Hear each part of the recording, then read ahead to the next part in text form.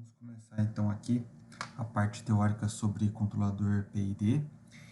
O que é importante falar é que esse tipo de controlador ele é realmente muito utilizado nas indústrias, tá? Para controle, principalmente nas indústrias de processo, tá? Para controle de nível, pressão, temperatura e vazão. São as principais variáveis que ele é aplicado. A gente vai tentar passar um pouco, entender o conceito dele, entender o que cada parte do PID faz agir no sistema de controle, e depois também a gente vai aprender algumas estratégias para poder sintonizar esse tipo de controlador, tá? Então, o controlador PID, o que é uma coisas que são importantes falar dele, né? Basicamente, ele tem um controle satisfatórios, tá? Mas dificilmente ele é um controle ótimo, tá? Tem um controle razoavelmente bom, mas ele não é ótimo, tá? Em contrapartida, ele é muito utilizado porque ele não precisa saber o modelo matemático da planta para a gente poder saber como ajustá-lo, como sintonizá-lo para ter uma resposta adequada, de acordo com o que o usuário precisa, tá? E isso acaba sendo um grande ganho, já que normalmente em processos industriais e indústrias a gente não tem acesso ao modelo matemático da planta, tá? Então, por isso ele é realmente bastante utilizado, certo? Então, no caso aqui, a gente tem um diagrama de blocos, né? Aqui tem um controlador PID, aqui tem a planta, que é o processo industrial que quer se controlar, e o sensor para poder medir aquela variável, né? Set point, e aqui é a variável de processo, que é a saída do sistema, tá? Alguns casos, então, a gente pode pensar aí no controle de vazão de uma tubulação, que eu posso ter um controlador PID, e a planta aqui, na verdade, poderia ser formada pelo atuador, que seria uma bomba hidráulica, e a tubulação em si, né? E aí eu posso colocar um transmissor de vazão para poder medir essa tubulação aqui. Ou poderia ser também eu controlar a pressão de uma caldeira, eu tenho um controlador, a minha planta então aqui seria a própria caldeira com o gás dentro dela, né? E uma válvula atuando ali para poder entrar mais ou menos vapor, por exemplo, dela, e um medidor de pressão dentro da minha caldeira, tá? Bom, como que é composto então um controlador PID, tá? Na verdade ele pode ser dividido em três partes, tá? A primeira parte a gente chama de ação proporcional, tá? E ela é uma ação proporcional ao erro, tá? Então sempre o controlador PID vai estar em malha fechada. Eu tenho aqui a minha referência set point, tá? E aqui eu tenho o valor da variável de processo, saída do sistema, e o set point menos a variável de processo vai dar o valor do erro. Então, a ideia do controlador PID é zerar ou eliminar esse erro aqui, e a primeira parcela é proporcional ao erro. A segunda parcela, que é o I, é a ação integrativa dele, né? Essa ação integrativa é proporcional à integral do erro, tá? Então, se a gente ver aqui, ó, essa parte aqui é proporcional ao erro, e essa outra parcela aqui é proporcional à integral do erro, à soma do erro, ao acúmulo do erro com o tempo. E a terceira parcela, que é o D, é a ação derivativa, que ela é proporcional à derivada do erro, tá? A variação do erro no tempo, tá? E aí, juntando, né, essas duas ações, a gente tem gerado aqui o sinal de controle, que é aplicado na planta para poder fazer o controle do processo, tá? Então, essa daqui é a equação no tempo do controlador PID, e quando eu aplico a transformada de Laplace, eu fico nessa situação aqui, tá? A planta do meu controlador PID, então, é Kp, entre parênteses aqui, né? 1, a parte proporcional ao erro, 1 sobre TIS, a parte proporcional integral do erro, e mais TDS, que é a parte derivativa do erro, tá? Então, na prática, para a gente poder sintonizar esse controlador PID, eu preciso ajustar aqui os valores de Kp, TI e TD. Esse Kp é o ganho do controlador, o TI a gente chama de constante de tempo de modo integral, que tem a ver com a ação integral, a ação integrativa, e o TD a gente chama de constante de tempo de modo derivativo, que tem a ver com a variação do erro. Ajustando esses três parâmetros, a gente consegue um controle satisfatório do sistema, tá? Aqui tem alguns outros casos, como pode ser apresentado o PID, né? Então, ao invés de ser dessa maneira aqui, pode ser também separado por KP, KI e KD, mas normalmente é usado esse modelo aqui em cima mesmo.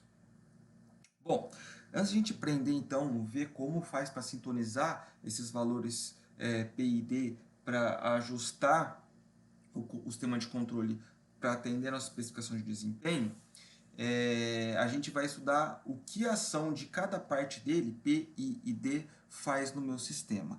E a gente vai estudar isso analisando indicadores de performance, de desempenho, né? A gente vai trabalhar o que a gente já aprendeu, que é o tempo de subida, o tempo de acomodação, o overshoot e o erro de regime permanente. Bom, quando eu considero somente aqui um controlador tipo P, e para questões de simulação aqui eu estou usando esse modelo matemático para poder fazer a simulação, a gente percebe que se eu colocar um KP muito baixo, nesse caso aqui eu estou colocando, por exemplo, KP 25, a gente vai perceber que o tempo da subida é bem lento, e principalmente aqui que o erro de regime é muito grande, né? Aqui está 50% aqui do erro de regime, tá? Conforme eu vou aumentando o valor do KP, o que a gente vai percebendo? Que o tempo de subida dele aqui diminui, tá? E o valor do erro de regime também vai diminuindo. Então, quanto mais eu aumento o KP, tempo de subida diminui, erro de regime também diminui. Porém, a gente percebe aqui que o overshoot aumenta, né? Está claramente aumentando aqui o overshoot. E tem um pequeno impacto também no tempo de acomodação, ele fica um pouco mais lento, tá? Então, quanto mais eu vou aumentando meu KP, isso vai acontecendo, tá?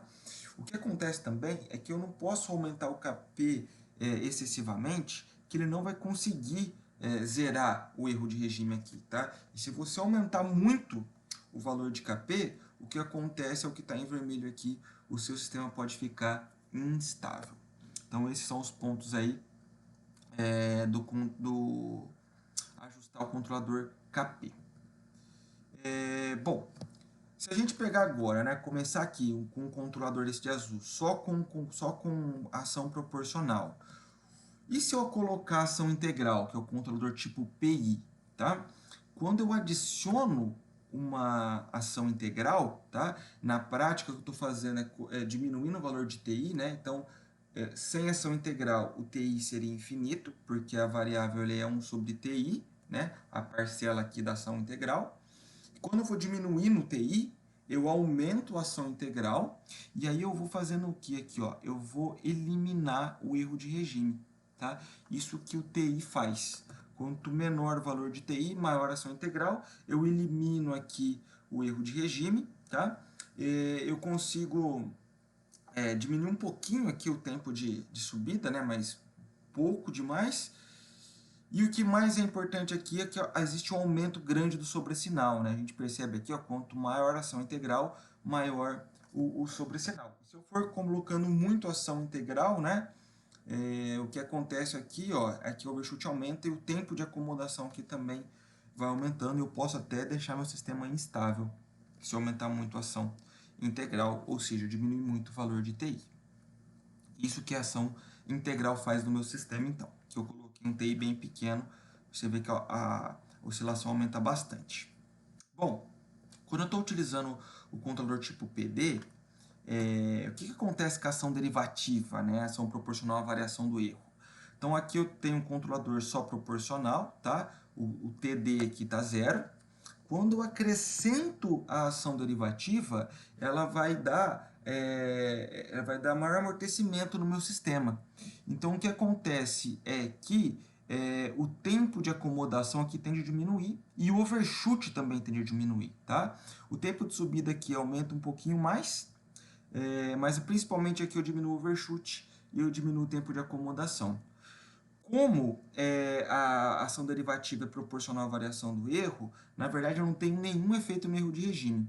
Então, quanto mais eu aumento aqui a ação derivativa, menor overshoot, menor tempo de acomodação, o tempo de subida aumenta um pouco e não muda nada no tempo de regime. O que acontece é que, como eu estou aumentando amortecimento do sistema, o que eu posso fazer é colocar a ação derivativa, ele vai atenuar o sinal, o overshoot aqui dele, e aí você pode, para compensar, aumentar um pouco o ganho proporcional do controlador.